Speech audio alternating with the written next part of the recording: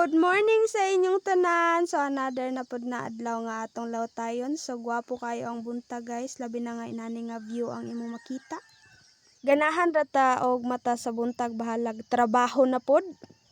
So sayo day kaayo mi nagsugod og pugas og mais diri sa among area guys. So nagbalo na lang mi so diri na mi namahaw sa area. So mao na siya ang among balon. So pamahaw pa na namo siya guys kay muuli pa mi unya og ting paniudto na pod. So ang palaya day among sudan. So mao na siya ang among kahimtang guys, inana lang mi magkaon. So Boy Scout tirada. Pag human og kaon sa akong partner guys, so ako na pud ni puli og kaon. So namahaw na pud ko. So kay wala man may plato so pulihanay pilde mi guys. Bangil sa mi sa among bitok guys kay luag pa kaayo mi og pugsanan. So kanang makita ninyo guys mao pa na among tamnan og mais. So kinahanglan gyud nako bangilan ang akong bitok daan. Og syempre kay nabangila naman ang atong bitok guys. So trabaho na pud ta, pugas na pud tag mais guys.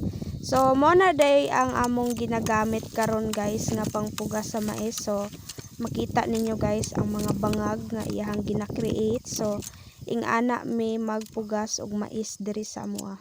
So dako kay siyang tabang sa amoa guys kay advantage siya sa amoa kay dili na magsakit ang among likod og dili na mi malisdan sa pagtanom og mais. Og compare pod sa una guys, so sa una dili mi makakaya og kami lang ang magpugas sa among area so kailangan pa gyud namo mo suhol og tawo nga magpugas. So karon guys solo-solo na lang namo kay tungod na aman may gamit nga mas dali.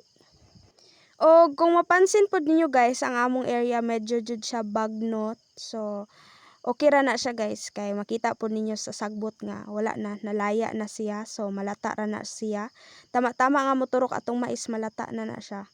O napansin po ninyo nga sa mga daplin sa among maisan naagyod mo makita nga mga sako o naapod may mga ginapangbitay nga mga sinina. So defensa na siya guys. So depensa na siya guys sa mga mananap pareha sa mga tikling kay grabe ang tikling kusog kayo mangibot og mais og kanang mga sinina guys ang purpose ana is para siya sa mga baboy ramo nga dili sila mosulod sa area. So karon guys udto na so gikan mi sa ubos na niudto na mi so nisubida na pud mi diri sa babaw so lisod pud og sa ubos mi musubida. Hello guys.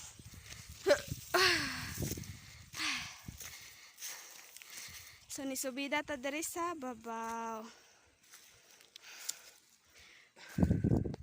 Grabe ka init. Nisubida mis ubos. Nisubida di. Diki. So before ta maabot sa among gipugsan og mais, so moagi pa ta diri sa among maisan.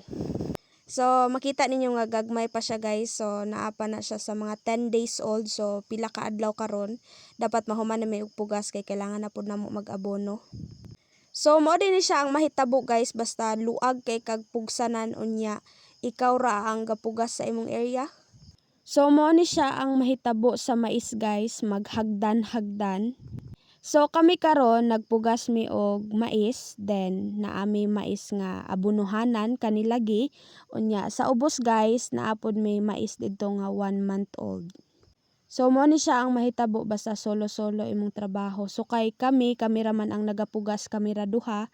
So dugay gid siya mahuman. Pero at least guys nakatipid mi sa gasto kay syempre og magpatrabaho mi so kailangan na mo sweldo so mo nang kami lang kay wala man may kasweldo. So salig lang ta sa ato ang kaugalingon guys kay lisod man na magsalig ta sa laing tao. Maayo na lang gyud kay naa nay improvise nga pangtanom og mais karon so dili na mi maglisod bisag kami na lang duha ang nagatanom. So grabe ka init ang panahon karon guys. So grabe ang among kahimtang gyud kay grabe among subidahonon unya init pa jud kaayo bagtik kaayo ang init guys. Pero sige lang salig lang ta di lang ta mulaom. So kay duol-duol na lang man ang pugsa na namog mais guys. So nagpahuway sa gyud mi. Kay di gyud makaya ang kabagtik sa init. Grabe gyud ka init guys. So mao din na among gibaklay guys, pasubida, grabe kasubidahon jud, sugikan pa mi didto sa kinaubsan pa jud. Nya grabe gyud ka init magsubida. So hangak gyud kaayo. So pasilong sa mi diri kadali sa gamayng kahoy. Og nakit-an namo ang salag sa tikling guys. So mo na siyang iyang itlog. So gadumot gyud mi aning tiklinga guys kay grabe kusog jud kay siya mangibot og mais. So finally nakit-an ra gyud namo iyang mga itlog. Pero wala namo siya hilabti guys kay mas lami gyud tong inahan gyud. Inahan gyud ang imong madakpan. Kay kanang itlog amo asa nang papusaon kay para mangdagko. So naabot naman ta diri sa babaw guys. So syempre alangan trabahoon gyud nato atong trabahoon dapat. So nagpugas na pud tag mais. So mo na siya ang among pangpugas og mais. So paspas kay kumupugas no. Pero para sa ako hinay pa na para sa ako guys. Kanang dili wala pa gyud ko nagseryoso ana. Napag yung mas paspas ana guys kanang magdagan-dagan na jud kog pugas og mais.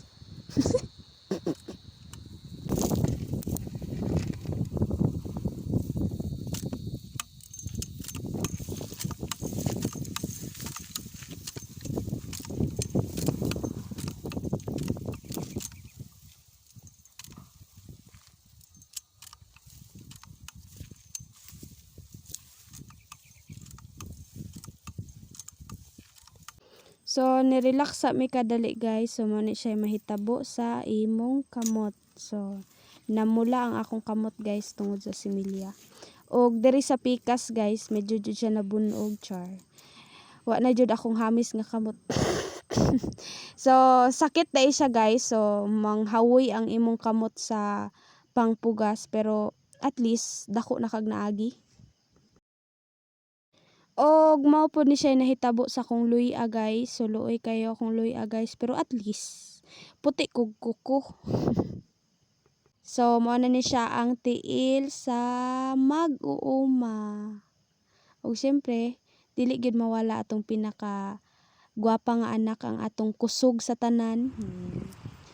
Og dira ra kutob ang tanan. Salamat kaayo sa inyong pag-support sa ako. Salamat kaayo sa inyong pag-like, share sa akong mga videos. Og salamat kaayo sa inyong pagtan-aw guys.